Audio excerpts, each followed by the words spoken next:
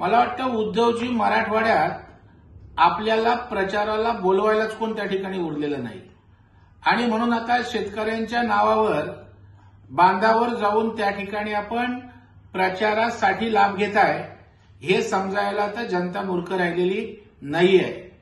आपला हा राजकीयच दौरा आहे आणि आपलं फक्त फोटो सेशन त्या ठिकाणी होणार आहे आणि राजकीय वातावरण निर्माण करण्याचा केविलवाना प्रयत्न उद्धवजी आपण करताय।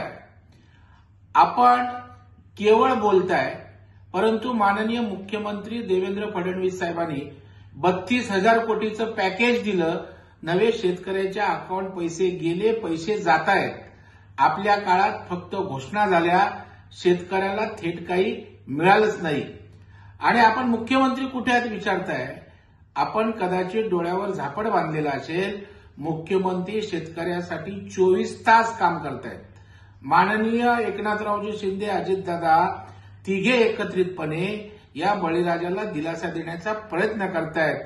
तुमच्यासारखं केवळ नौटंकी करत भावनेवर अवलंबून राजकारण नाही, शेतकऱ्याला प्रत्यक्ष कृतीतनं मदत करणारं आमचं राजकारण आहे। त्यामुळे शेतकऱ्याला सगळं कळतं।